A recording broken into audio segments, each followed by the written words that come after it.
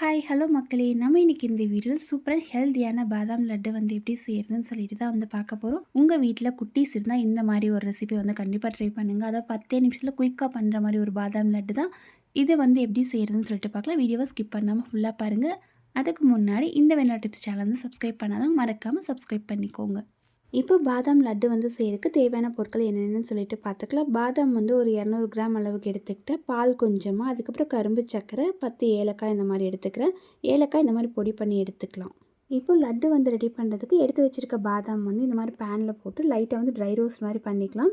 இந்த பாதாமில் vitamin E and healthy fats இருக்கனால கான்சன்ட்ரேஷன் அதிகம் பண்ணுறதுக்கும், அது இல்லாமல் கெட்ட கொலஸ்ட்ரால் கம்மி பண்ணுறதுக்கும் நம்மளுக்கு ஹெல்ப் பண்ணும். அது இல்லாமல் இதில் இருக்க விட்டமின் இ ஸ்கின்க்கு க்ளோ கொடுக்கும். ஸ்கின்னை சாஃப்டன் பண்ணுறதுக்குமே நம்மளுக்கு ஹெல்ப்ஃபுல்லாக இருக்கும்.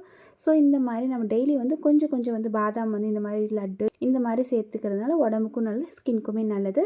ஸோ இப்போ பாதாம் ஓரளவுக்கு நம்ம நல்லா ட்ரை ரோஸ்ட் மாதிரி பண்ணியாச்சு. இப்போ இதை ஒரு ஜாரில் ட்ரான்ஸ்ஃபர் பண்ணிக்கலாம்.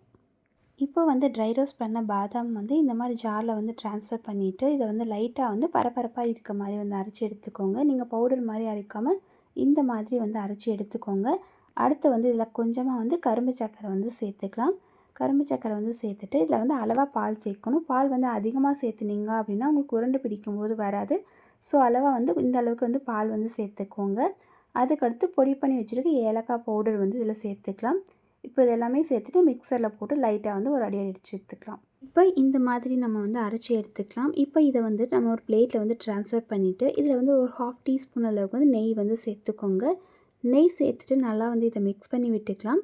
மிக்ஸ் பண்ணி விட்டுட்டு இதை குட்டி குட்டி பால்ஸ் மாதிரி நம்ம ரெடி பண்ணணும். இப்போ நெய் சேர்த்துட்டு நல்லா கையிலே மிக்ஸ் பண்ணி விட்டுக்கோங்க. ஓரளவுக்கு நல்லா மிக்ஸ் பண்ணி விட்டுட்டு இதை குட்டி குட்டி பால்ஸ் மாதிரி பிடிச்சிட்டோம் அப்படின்னா பாதாம் லட்டு ரெடி ஆகிடும். இது உங்கள் வீட்டில் இருக்க குட்டீஸ்க்கு ஸ்நாக்ஸ்க்கு நீங்கள் ரெடி பண்ணி கொடுக்கலாம். ஸோ இதே மாதிரி ட்ரை பண்ணி பார்த்துட்டு எப்படி இருக்குன்னு சொல்லுங்கள். மறக்காமல் இந்த வெண்ணிலா டிப்ஸ் சேனல் சப்ஸ்கிரைப் பண்ணிக்கோங்க. தேங்க்யூ.